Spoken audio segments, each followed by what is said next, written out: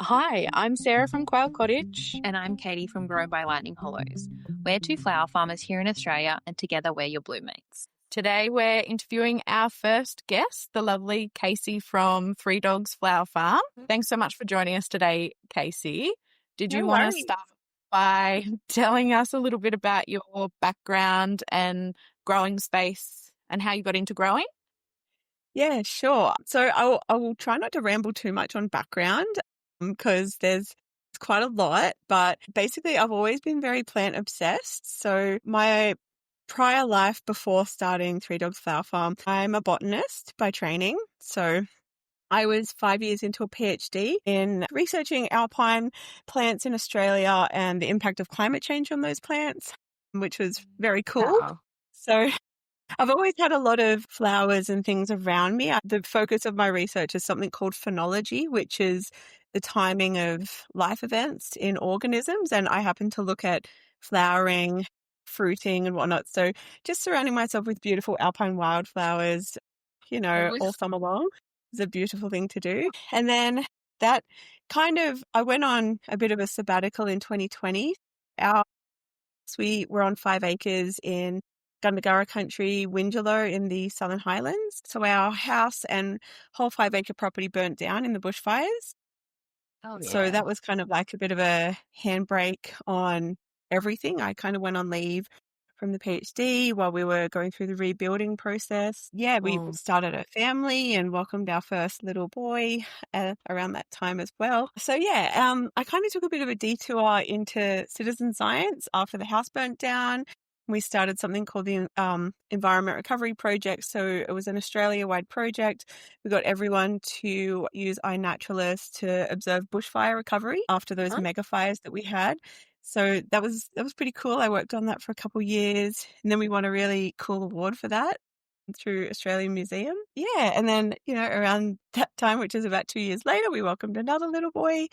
And then after that, I decided to indefinitely go on hiatus from the PhD and focus more on flowers. So I've always had a garden here at our property, mostly growing veg, a bit of flowers as well. But yeah, focusing more on the flowers after, we moved back, had our second little boy, and then, yeah, just kind of made a goal of it, turned it into a business in 2023.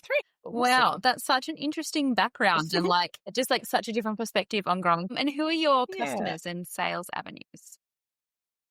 So, I've kind of been dabbling in a few different things. So, there's the market bouquets that I do. I do consignment, or in the past have done consignment, have done market bouquets just at a local market. And I've always sold to a lot of the local wedding florists as well.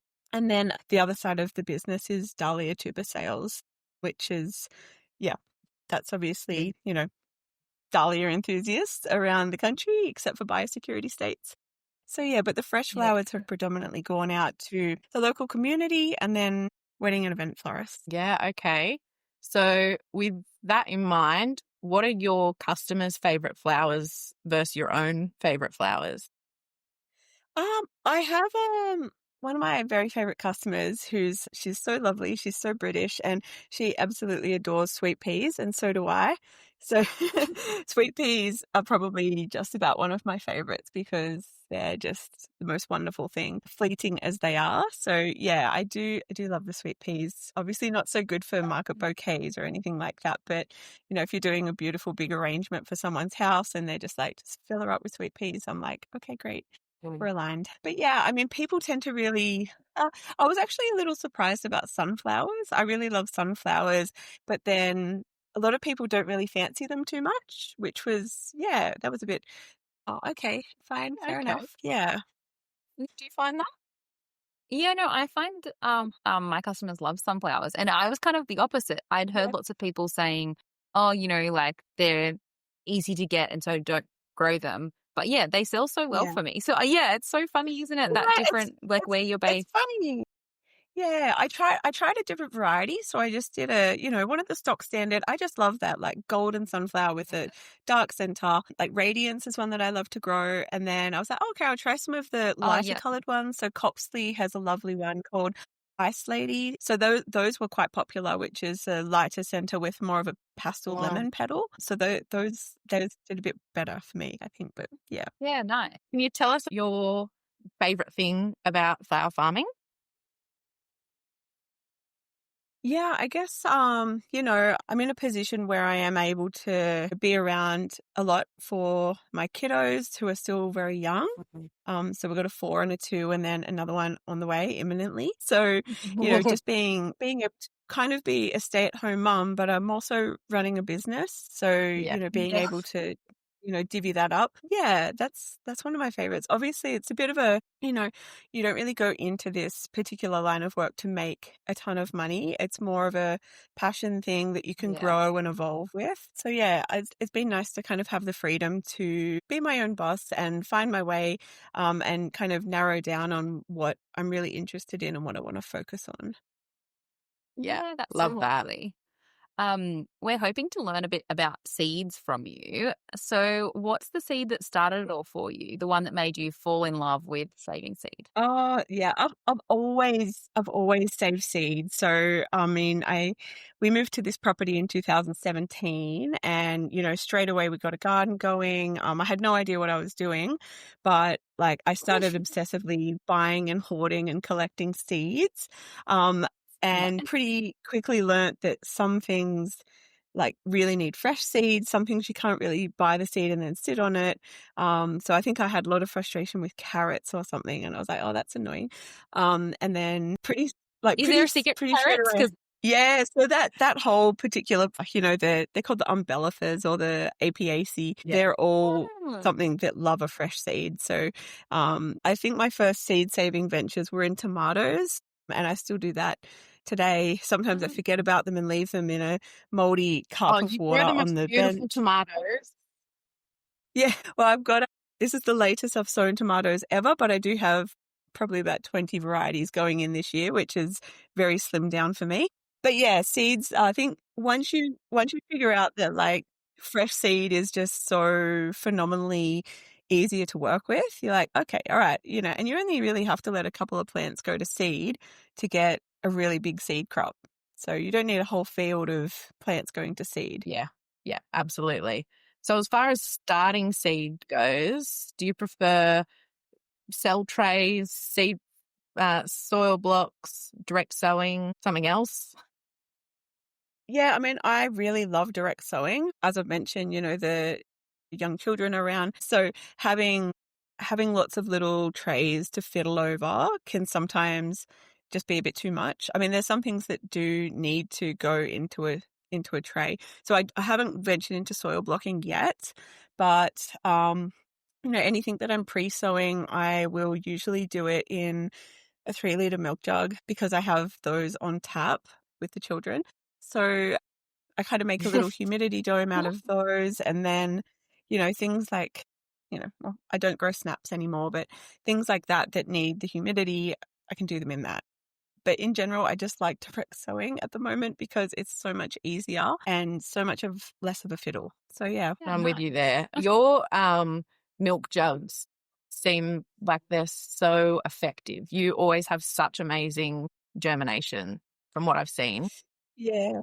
Yeah, I mean, the germination sometimes is the easy bit, and then babying them through to planting out stage can be more tricky depending on what it is. But they're pretty easy to germinate in the milk jugs and then prick out into. Usually, I would use a 72 cell tray, and then bump them down into the glass house, and then that's the danger zone because if I haven't set up my watering properly or if I forget about them for a day or two, then, they're just languishing down there. So, yeah, if it's not direct sown, then I'm doing it that way. But yeah, it's a bit riskier. I'm with you there. I haven't successfully done the milk jugs, but Sarah had told me that you'd started a Astrantia like that, I think. And I had some seeds that I'd Yeah. tried some of, didn't get any germination. So I tried the milk jug, except that I got as far as putting the seeds in and watering, and I needed to go and get the tape to like join the lid back on, like, join the top of it back on. Never Yeah. did that. They're still out in my potting area, but like they've just been dry all winter. Yeah. But I should try it again. Oh, Yeah. So, I mean, the Astrantia was something that, yeah, that was a surprise. Again, needs the fresh seed. And I just put them in the milk jugs and then put them out next to my water tank and just kind of left them. So that's kind of, I guess, a hybrid of the winter sowing method as well. I just let them sit out there all winter. I'm pretty sure they need a vernalization to germinate. So they like to just be parked out there and be left alone. And then, yeah, there's so many germinated. And then I've got this one tiny shady patch and there's a couple of baby Astrantia that are chugging along out there now. So that's pretty cool. What are some common mistakes you see new growers make with starting seeds? I think you've got to can be easy to get very carried away with varieties and, you need to be able to, but I think Lisa Mason Ziegler talks about this as well, and her whole thing is the cool flowers concept, but you really need to divide your flower crops out into, the heat lovers and the cold lovers. So then you're not trying to get a crop of, a cool flower in the summertime or when, you just need to be aware of your local conditions. Do you get bombed with cabbage loopers? Are you going to try to grow snaps through the summer and they're just going to get eaten by bugs? Or are you going to try to grow something that's going to flower at 10 centimeters tall because you planted it too hot? So yeah, I see it come up all the time on, some of the social media groups. You're like, oh, I want to grow this, that, and the other. And it's like, yeah, maybe some of these are great choices coming into summer and autumn, zinnias and cosmos and celotias, but I probably would steer away from a few of the other things that really want to, you're not going to grow larkspur for a summer crop, that sort of thing. You know, so just get to know the plants that you want to grow. Yeah, it's funny what you said about Katie and I actually both had written off snap, but Katie tried growing them over winter. When did you plant them? February. Yep. Yeah. And they flowered all through winter for her. Beautiful stems and no cabbage moths through winter. I actually just took them off my availability list this week because I feel like I've seen some caterpillar damage now. Yep. Yeah, for sure.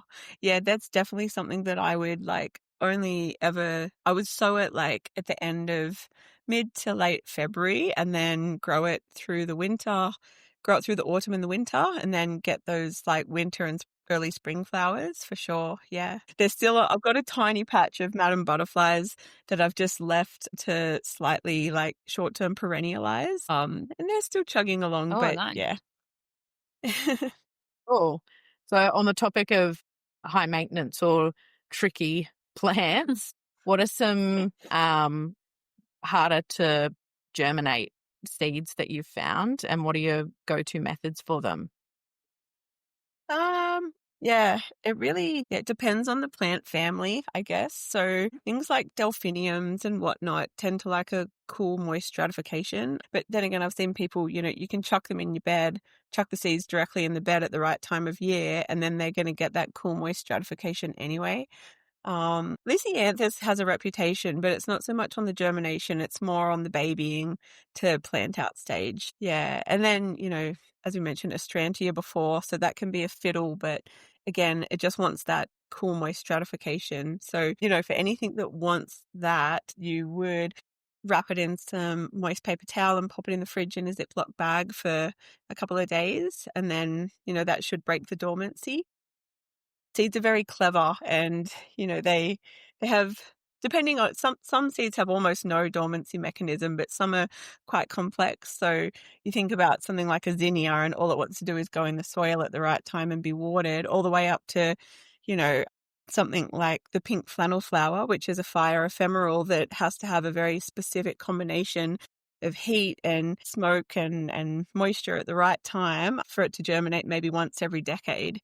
So yeah, it's a spectrum of complexity when it comes to seeds. Do you have any flowers that you would always want to direct sow rather than starting in trays or milk jugs? Yeah, I definitely would. For me, only direct sow zinnias. So I know people, many people will do them in cells and have great success. But for me, I just find if it's one less step of a fiddle, I can just direct seed them just at the right time. And then, they'll catch up to anything that was sown earlier in a cell anyway. So, yeah. And cosmos as well, I find that just germinates so quickly. So if I'm trying to, go through, or like I'd probably do those directly in a cell tray, but they just do fine being direct sown. So why wouldn't I just do that and then thin out what I don't need? Yeah, there's a few other things as well that seem to like if it germinates really quickly, I find status and maybe Chabot carnations as well can probably be direct sown for me. They just germinate so quickly. Not so much the Russian status, but I would still probably just throw the seed at the bed and walk away. Yeah. And another one I've found is Clarkia. I've grown the elegant salmon for a couple of seasons now, and now I'm doing the apple blossom as well. That does really well direct sown for me. So yeah, I prefer that. So with direct sowing, what factors do you weigh up when deciding if you should just chuck them at the bed, like you said, or put them in trays? So you wanna have a good idea of what your weather's doing, what the seasonal outlook might be. You wanna some crops like it to be a bit cooler, so you don't want to be direct seeding at the wrong time where you're potentially just going to have your seeds sit there and rot or be taken by a critter. Mm-hmm. Yeah, but I think, I guess if something, I mean, to be honest, like some seeds are very tiny as well. Like, I know you love foxglove, Sarah, and, foxglove and your snaps are both teeny tiny seeds. So yeah, you could direct seed them, or, you could, if you want to have a neater row of plants and you definitely want to have X number of plants in a bed, then maybe you can guarantee that by doing it in cells. Yeah, So I yeah, I totally think agree. That's always something I yeah, think about. yeah. Whereas like, I don't mind having a bit of a mess out there, but down the track that might change and I might want to have neat rows with neatly spaced plants. But yeah, for now I'm just embracing the chaos.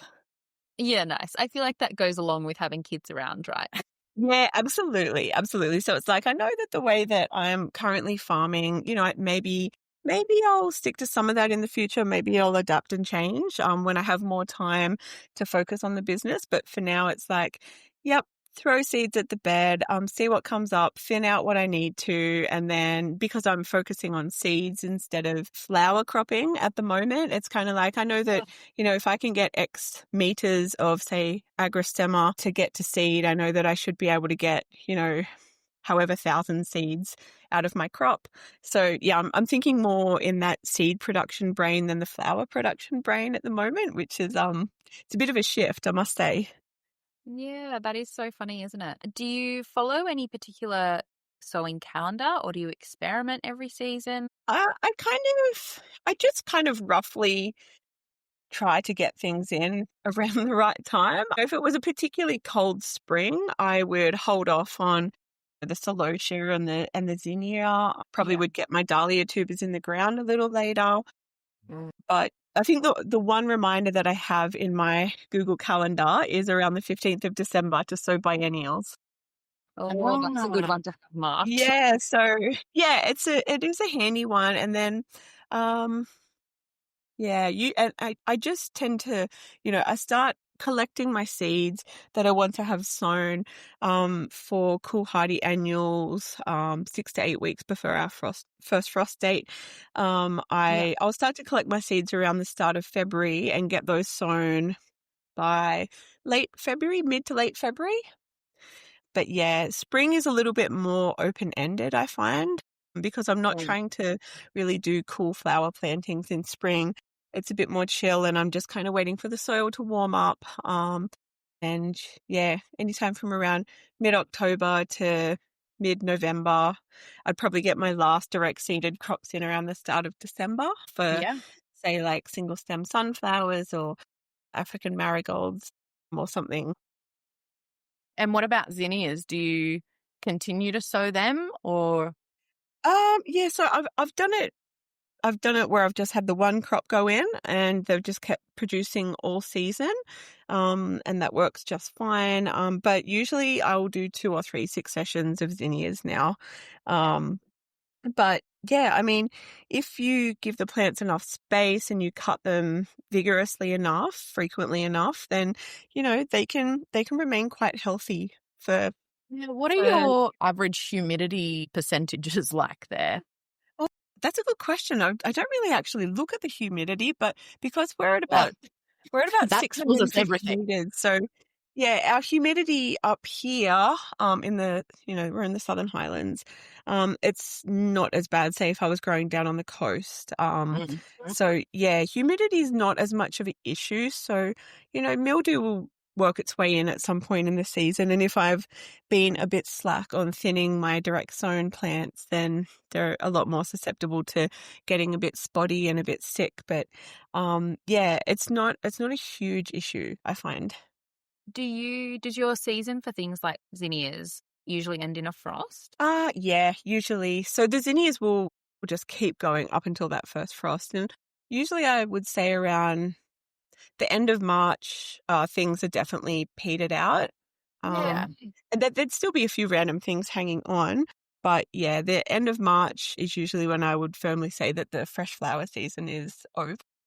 Wow. Yeah, because for us, I would say that's May. Yeah. Like, I would still have zinnias, but they're definitely petering out in May. So that's interesting to put into context of when you would sow things. And funnily enough, I actually do my fourth and final succession of zinnias at the end of February.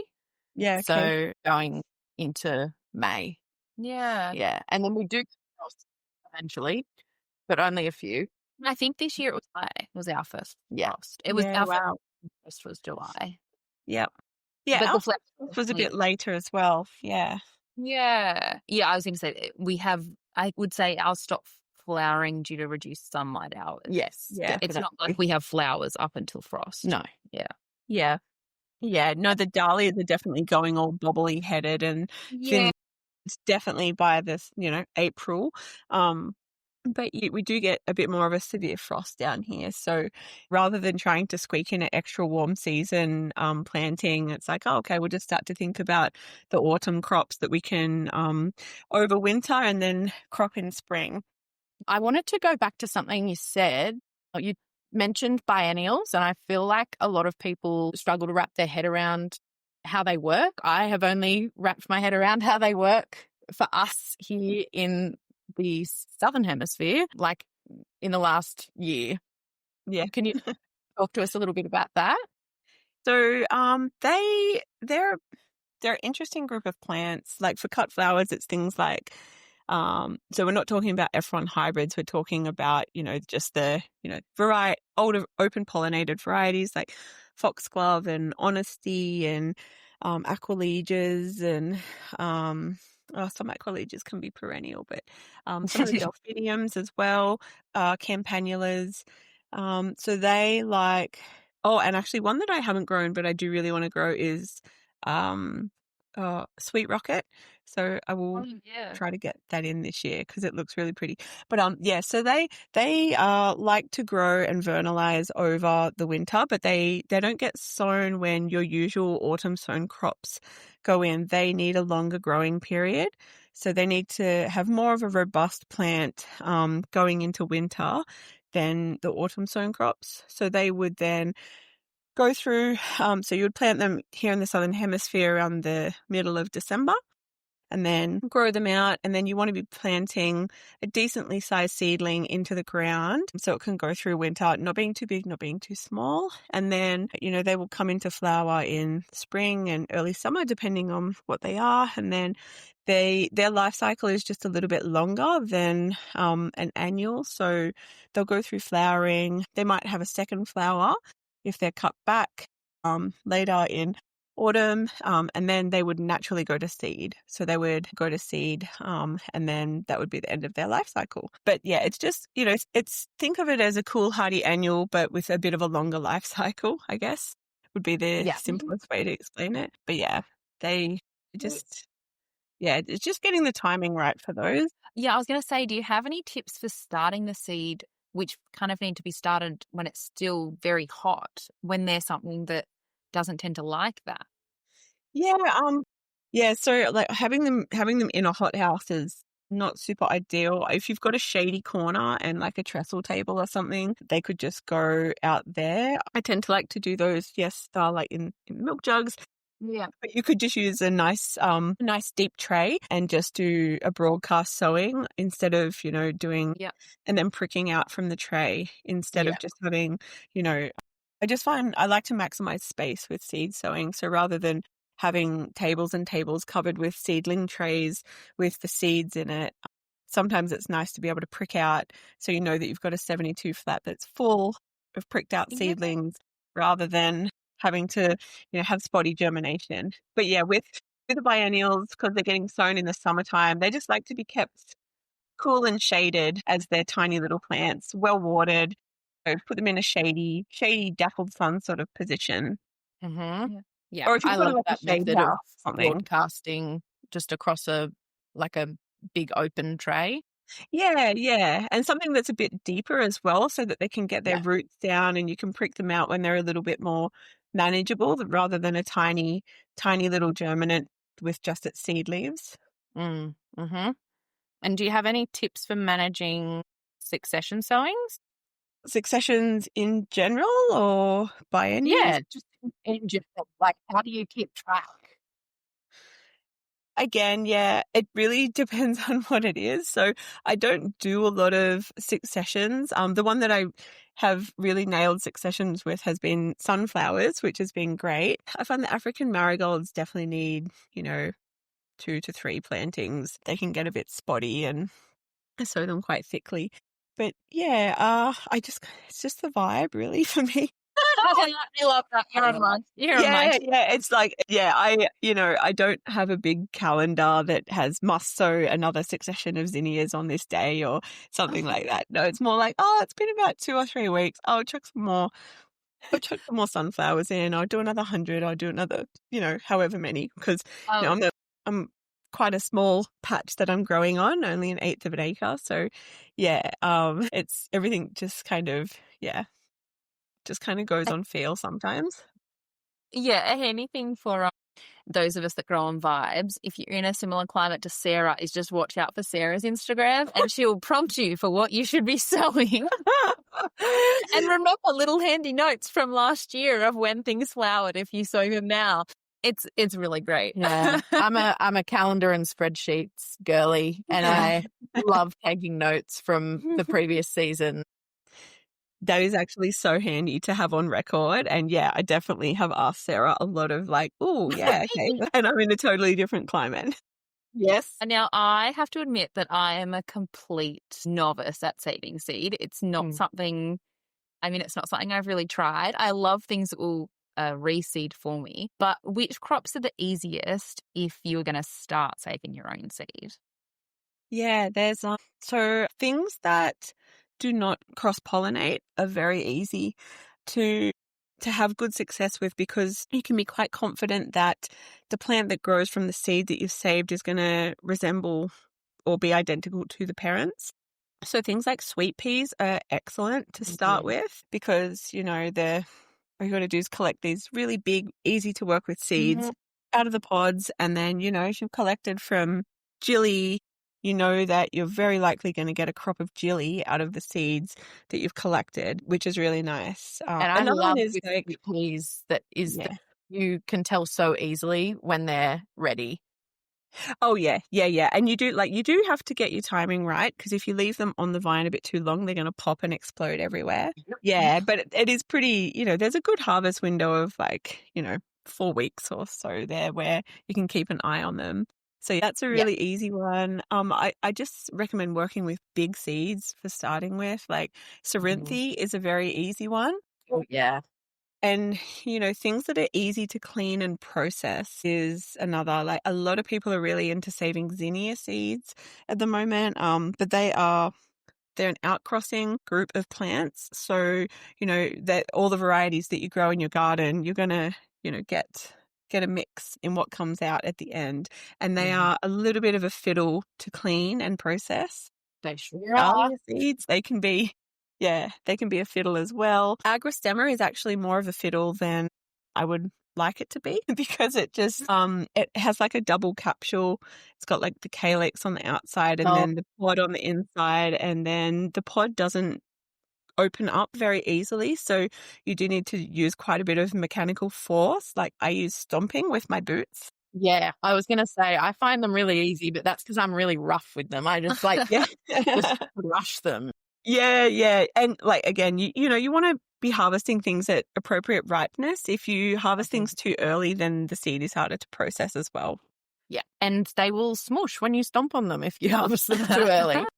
Yeah, exactly. You want to leave things on the plant to ripen fully and to be pretty much at that point of shattering so that you can just swoop in and collect. Actually, another one that's very, very easy is larkspur. It has these like boat-shaped pods that just kind of split open down the seam when they're ripe, and then you can just go along and cut the stem off and put it into a bag and give it a shake, and then you've just got copious larkspur seed.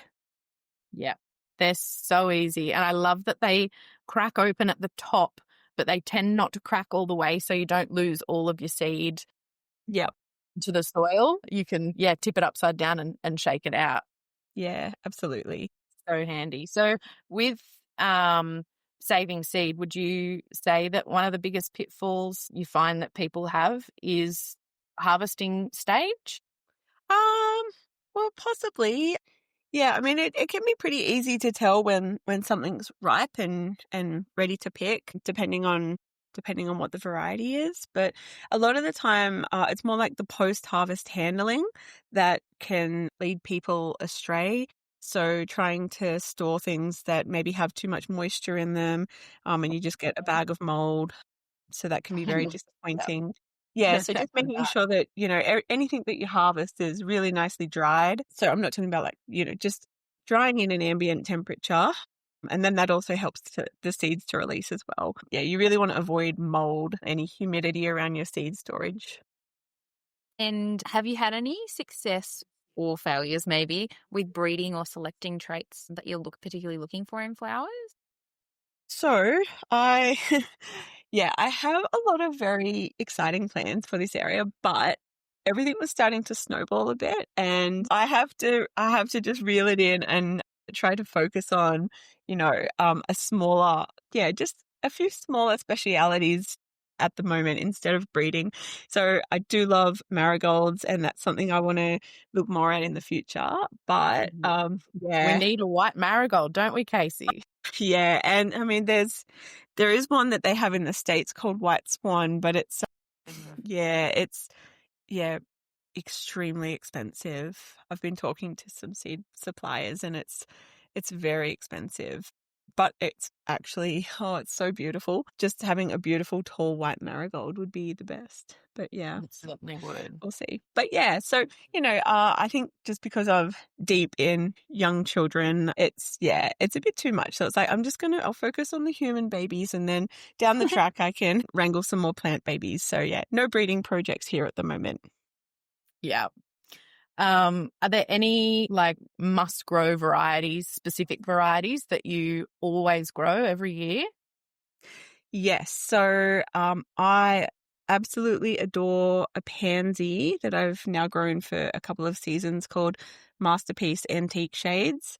It is so lovely. The colors are it's not one of these, frou-frou ruffly type ones. It's just it's a really beautiful, elegant little flower, and it comes in the most lovely color palette. And yeah, it's it's not a cut flower variety, but it does get a good stem length on it. And yeah, I just really recommend that one for anyone who wants to have a dabble in the pansies. It's really nice. And how do you find the stem sturdiness? Because that's an issue that I've found with a few different pansy varieties. Some I love way more. I love harvesting them more because they're easier to strip leaves off. Yeah. Because they're just sturdier. Yeah. Yeah, this one's I would call it a medium width. If you want to compare it to something like Moulin Rouge, or one of the cut flower varieties that's quite, very foliose, lots of leafy vegetation, quite thick stems. And then, all the way down to, I find brushstrokes to be quite wiry, but very usable. I would say it's in between those two. So it's it's a robust enough stem that they're not a fiddle. But yeah, I get what you mean though. the new cut flower varieties definitely have a stem that's easier to work with. They're not as snappy. Absolutely. Like I mainly grew last year the Nature Antique shades and Nature Mulberry shades. Yep. And to start with, the stems are okay, but they end up getting really thin and wiry, and stripping the leaves off them is quite a pain, but it's worth it. They're beautiful. They are beautiful. They really are. But yeah, I really like Arkwright Ruby. Are you growing that one this year, Sarah? Yes, I grew it because you talked about it, and it's one of my favorites. The stem length is insane. It's so sturdy. So pretty. Yeah, it's really, really nice. And I grew it next to just a very bog standard one called Crystal Clear Black. And so I had those under my roses a couple of years ago, and they've cross-pollinated. And now I'm just getting the most insane, like, Arkwright Ruby babies. They've just got like these black tones through, and it just, yeah. So those two together, if you just let them cross-pollinate and like seed through your garden, they're very, very wonderful. Oh, I can't wait. Yeah, the stem length is like triple the rest of everything, like 50 centimeters. Yeah, they're very, very eager to pop up. Yeah. But, they do have a smaller flower than the big fancy one. But I like that daintiness. I think it's really nice. Yeah. Some of the really in your face big ones are like, I'm not really a fan of the blotch pansies. I don't love them as much. Yeah. The ones that have that like the mark in the middle. But yeah. Now, I'm going to move these two on from pansy chat because I feel like we might not get anything else. Fair enough. So not specifically for pansies, but feel free to answer if that is what you need to. But generally, do you, like each year, do you trial new varieties of things, or do you mostly stick to your tried and trues that you already know you love? Oh, no, I definitely try new stuff because I have a hard time like restraining it as it is. So no, I'm always going to try some new stuff. There's always going to be room on the farm for, even if it's just new colors or completely new species or new crops. Yeah, always, because otherwise it's just boring. And I wouldn't be able to just be like, okay, so now I'm just going to sow my lemons in here, and I'm going to sow my one sunflower that I grow, and I'm going to do this one thing over here, and then that's it. I'm like, no, not for me. If I was doing wholesale, which I was actually planning to do this spring, growing for a wholesaler, it would have been a little bit of a different story because I would have been focusing on, say, quite a lot of white corncockle and then quite a lot of larkspur and quite a lot of phlox, and that would have been it. But there would have still been variation within those groups. So yeah. Yeah, absolutely. Do you have one particular thing you're trialing this season that you can't wait to see? Yes, I'm so excited to see the apple blossom Clarkia.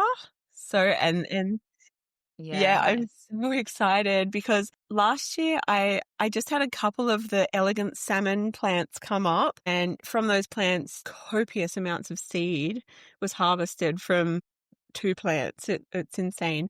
And the flowers are just so beautiful. I really like a cool spike. So other spike options for late spring and early summer. So yeah, this is a really cool one. The apple blossom color just looks beautiful. And that was the lovely Beck from Veggie and Flower Garden Seeds brought that seed in. So yeah. Yes. I was very mad when you sent me that because I did not need to be teased. I had closed off my crop plan for the year when you sent me that, and I held my ground and didn't order it, but that just gives me something exciting to look forward to for next year. Yeah, absolutely. And that's one that so definitely is very cold hardy. So you could, especially in your climate, I would be popping that in for an autumn sowing, but it apparently doesn't like too much wetness over the winter. So yeah, well, that's good to know. For half a sowing for the autumn and then do a very early spring sowing and just see what one does best. Yeah, I will. It's so interesting because I've grown it before and I use it as like a filler in a spot where I don't have a lot of flowers, but I've only ever grown like cheap generic mixes. And I don't actually know of anyone in Australia who talks about growing it. So you've made me be like, oh, amazing. This has given me permission to be like, next season. Because I planted mine really late. They're still quite small plants. Yep. And it was because I hadn't planned to grow it. And then I towards the end of winter was like, no, wait, I need some of it. Yeah. Oh, new varieties to go and explore. And yeah, I'll be definitely keeping an eye on yours and seeing how they turn out. Yeah. They're I've just got one little trial bed in, and so far they're doing really well. They're still quite small, but the days are very, very much warming up for us. So yeah, it's going to be lovely to see them.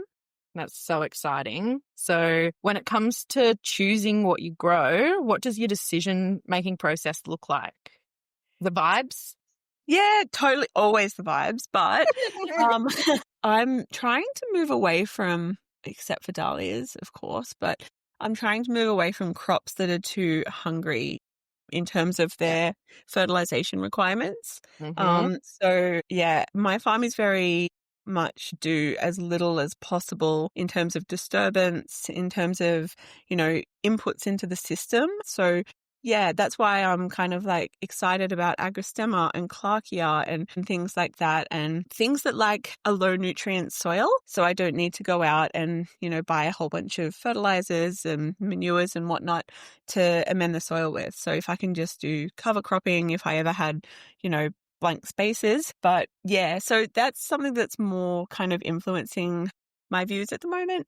And also things that can maybe take a bit of heat stress. And so, things that we'll see how it goes with the clarkia in terms of the heat. But yeah, things like straw flower and amobium, things that I think as Lisa Mason Ziegler calls it, a cool start and a warm finish. Yeah, just for their climate robustness, because obviously, climate is changing. So yeah, just trying to phasing out really demanding crops. I don't grow ranunculus for cropping anymore. I have a small patch just for myself, but they're both climatically risky and very hungry. So for me, they're not a good choice. I like to very much farm on a bootstrap. So yeah, anything that's not so fiddly, loves to be direct sown, doesn't have high nutrient requirements, potentially a good climate kind of adapter, then that's what I like. I love that. And when you are buying seed, if it's something you haven't grown before, how do you choose where to buy it from? It really depends. And there's so many good sources for us. I mean, I know that we do miss out on a lot of stuff being down here in Australia, but yeah, I think you just have to familiarize yourselves with the different sellers. There's a Seedscape is just so great for perennials and biennials and some of the more obscure things. And then, the Veggie and Flower Garden Seeds has really expanded their range recently. They're fantastic. Jen at Southern Highlands Flower Farm's getting some really cool cut flower varieties. Yeah, I think it's if I'm focusing more on growing for seed crops, I'm not really going to be wanting to buy, obviously, except for the pansies, F1 hybrids, because I can't really save seed from those. So for me, it's more finding just a good stocker of open pollinated seeds. Yeah. Do you buy from any wholesale suppliers? Yeah. I buy a lot from High Sun. Yeah. So I've not bought from Ball yet. I do have an account with them, but I haven't purchased. So I don't grow from plugs, but if I ever wanted to shift my focus and, have in big beds of campanula and delphinium and all that sort of stuff, I'd probably, just for neatness, maybe I would buy plugs, but yeah, I have bought a lot from High Sun because just the volume of seed that I need, I need a bigger packet really for a lot of things. But yeah. We love High Sun as well. And they're so lovely to deal with and so lovely, responsive and open for feedback and suggestions for what seed they should import. Yeah. They've imported quite a few different varieties that Casey and I have begged for via email. Yes. Yeah, they have. The Cat's Marina Pansy. I'm so glad they brought that in. Oh my that God, beautiful little blue pansy. It's so sweet. It sure is. Did your DMs blow up when Anna Mae Henry shared your pansies? Yes. Anna and Ash shared a lot, and then my follower count went up quite a bit. I bet. which was pretty cool. And it was funny because Anna spoke to me quite a while ago. She's like, "Oh, do you reckon you'll have pansies around this time of year?" And I'm like, "Oh gosh, that's really early for me, Yeah. but we'll see." So I sowed them like a month earlier than I normally would, and then I grew them in a tunnel, and then they were like just coming on. I'm like, "Yes, you've made it. All right, okay." They're Mhm. tiny little short stems, but I know that you can do some floristry magic, and yeah, Yeah. they went into that absolutely amazing bouquet. That just Magic. Yeah, it was the Yeah. most I beautiful was, thing next to your pastel muscari. Oh my God. it was so beautiful, but I was so cross with Ash when she told me the date of her wedding. I was like, why can't it be like even 2 weeks later? I know. But yeah, I like custom planted some things for her wedding as well. So I'm with you there.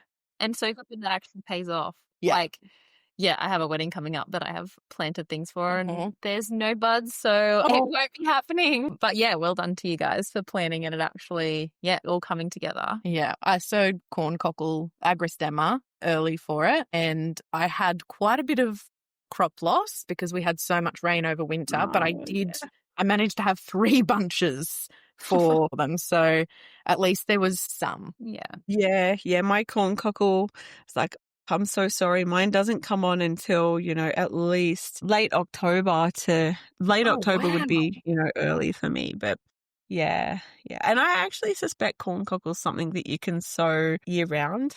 So I'm gonna like mess around with that just to try to have more of it because, Yeah. yeah, again, kind of can't believe it's not more widely grown.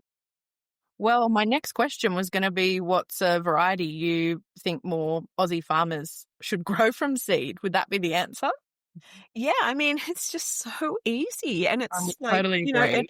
it loves to be direct sown and it is just so easy from seed. It is toxic, which, if you have It's good to know. pets or children, you just don't want them to be. My Kelpie chewed on a couple of agrostemma plants and did big vomits because she's a silly Wow. girl. Oh dear. But, but yeah, so it is, it is toxic, but it is so beautiful. It is such a lovely flower and it is just so easy. And so I haven't actually grown the the standard purple one. I have in Yeah, the it was veggie garden either. many years ago, but yeah, I've only ever really focused on ocean pearls and now we've got the beautiful blush as well. Yes. So yes, that it's just so good and wedding florists will like claw over each other to get it. It's like, Oh boy, will they yeah, ever? yeah. So I supplied a very corn cockle heavy wedding last year. Mhm. Actually, Anna did that one as well, and yeah, loves the corn cockle because it's just God, I love it. Me too. Absolute favorite. Yeah, so good. I've got it coming for the first time this year. I'd actually grown, Ooh. I don't know if it was the purple that's standard because the flowers were quite a bit smaller than what Ocean Pearl is. But I grew it as in my first year of growing flowers and Yeah. kind of looked at it as like, oh, that little flower that I can't be bothered picking. And now I'm like, oh, I should have tried more. But it did it. Like I end up with a couple of those plants every year in my garden because it just, yeah. And I leave them like they're very pretty. But yeah, the Yeah, flowers are quite small. There you go. yeah. Have you had any examples of something that's been a surprising win with seeds? Anything that you were pleasantly surprised by? Maybe. So I had a good win with Rudbeckia triloba. Rudbeckia can Mhm. be a bit of a fuss to get going from seed, and they're one of those things that is tiny for a long time. But the Yeah. triloba, I got a couple of plants up to maturity last year. I cut heavily from them. They're amazing. So it's a beautiful golden, tiny little daisy with a black center, and they're just so beautiful. You just don't see it very often. And, I let maybe 2 or 3 plants go to seed, and I've just got beds and beds of triloba. So I'm Oh, I'm also amazing. a very big fan of letting things go to seed and kind of getting free plants that way. I Yeah. love that. I do that with German chamomile and now triloba apparently, and Clarkie is a good strong reseeder, so is the agrostemma. Yeah. So yeah, I think I would class that as a win where it's like just a tricky little thing to grow from seed. You Oh, get a couple up to I may never. maturity and yeah, you let them If go. If Ball sold like Rudbeckia Sahara, Sahara or is it Cherry Brandy?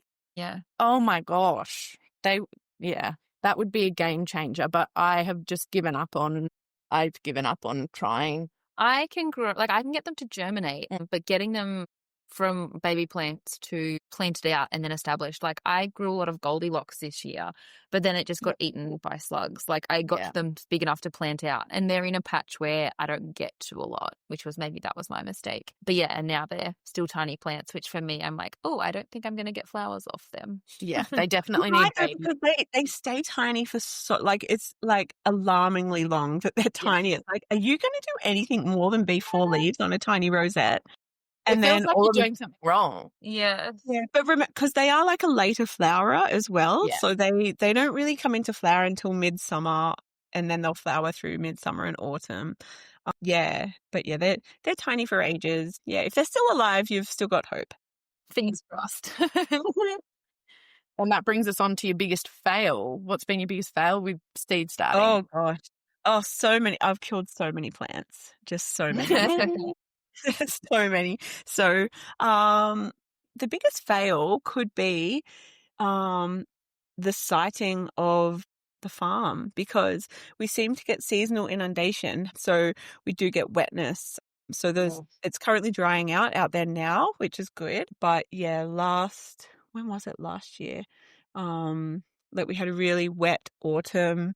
And then early winter, it was just totally soaked out there. So I remember that. You had like puddles in your pathways. oh my God, yeah. Yes. So there's like a big drainage thing that comes down the road, and then it pipes across under the driveway, and then it goes into our swale that goes down into the forest. Yeah. I don't know. Maybe we need to do a little bit of trenching above that before it hits the patch. So yeah, the biggest fail is more like environmental and site-based rather than, a specific variety. But yeah, like I've killed thousands of plants, and that's just how it goes. And that's, like if you're growing from seed, it doesn't actually matter that much. Yeah. It sounds bad because it's like, I've spoken to another grower recently, and she's like, oh, I lost my ranunculus crop. It's so expensive. It's like, God damn, I know. It's like, if you lose a crop of tulips or ranunculus or something, that's a lot of money. But if you lost 2 seed packets, it's like, depending where you got them from, is that like $10 down the drain? It's like, well, okay, sorry plants, but whatever. Yeah. Now, if people are going to start by, say, just picking 2 varieties to start saving seed from, what would you suggest? Or 2 types of flowers? Well, I guess like whatever you've got growing at the moment. Yeah. So yeah, there's no perfect thing to start with. You could, depending on what you've got growing, you can save seed from all sorts of things. So I would just start with whatever you've got coming into seed, or if you've got something flowering and you're like, oh, I'm just going to leave it to go to seed and I'll collect some seed, with the caveat of like, don't bother if it's a F1 hybrid, because you'll get something totally different. But if you've got an open pollinated little annual growing in your farm somewhere, just let a couple of plants go to seed and then see what happens. Yeah, because you'll just be astonished by how much easier it is to grow from seed once you're using your own freshly saved seed that was harvested at optimal ripeness, that's been stored correctly, and then it just makes your life so much easier down the track. Yeah, it's unbelievable what a difference it makes when it's been grown in your area, like even getting seeds from a friend in your area. Oh my gosh, the health between the two, the comparison. Like I grew sweet peas last season, some that I ordered in and some from a friend, and it was crazy the difference. Yeah, local adaptation is so important because, if something's been growing there for a season or 2, or, the longer it's been there for, it just, it's familiar with the local conditions, and it's just happier rather than, opening up a packet that's maybe come from a bulk packet that's been shipped over from the States. Yeah, so there can just be a bit of a fitting in period for plants, even for annuals. Yeah, absolutely. So to wrap things up, if you could give one piece of advice to new growers about seeds in general, what would it be? Oh, yeah, just, figure out what likes the cold and what likes it hot, and then keep them separate, because it's going to make your life so much easier if you're planting like the right seed at the right time.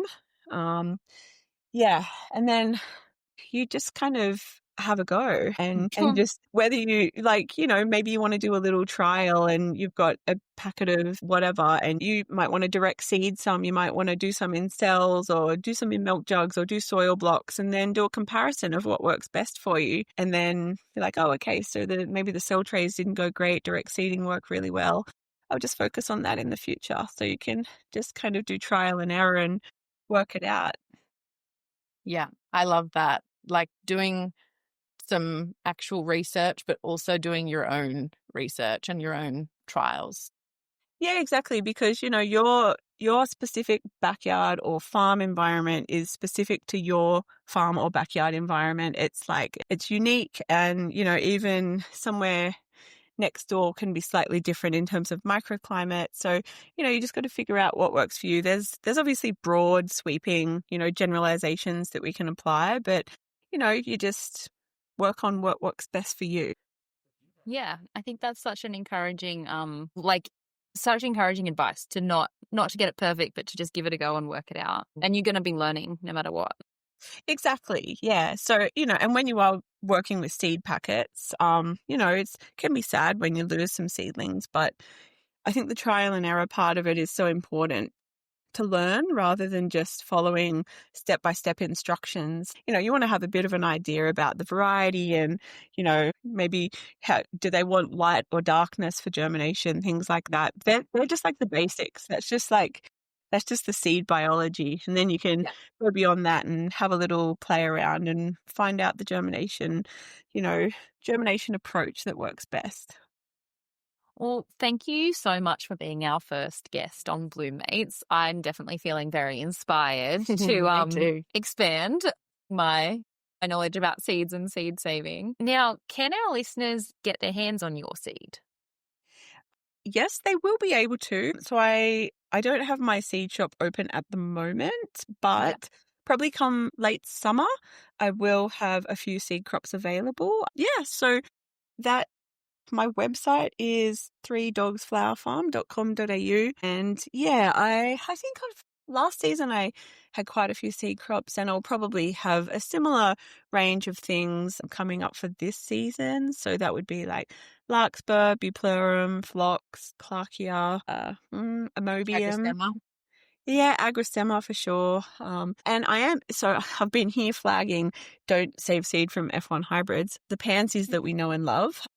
Most of those are actually F1 hybrids, and I am planning a very large seed collection from my pansy tunnel because, yes, it would be nice to because I'm also being realistic here because I have a baby coming very soon and I'm not going to be out there deadheading every couple of days. So I'm just like, you know what, I'm going to let them go to seed. I'll save the seed and then, see what can come of that. So yeah. And where can listeners find you just if they want to follow along and see pictures of what you've got going on at your farm? Yeah, sure. So I'm on Instagram at 3dogsflowerfarm, and I'm also on Facebook, but, the Facebook is kind of just linked in with Instagram. Yeah. So that is at 3dogsflowerfarm Wingelow, which I probably should make them the same. But, if anyone wants to ask a question or chat, I'm always happy to have a chat in the message function on either Instagram or Facebook. Amazing. Thanks so much to everyone for listening. We hope you enjoyed getting to know Casey, and we'll be back in your ears next week. Thanks, Casey. Thanks. Talk soon. Bye. Bye.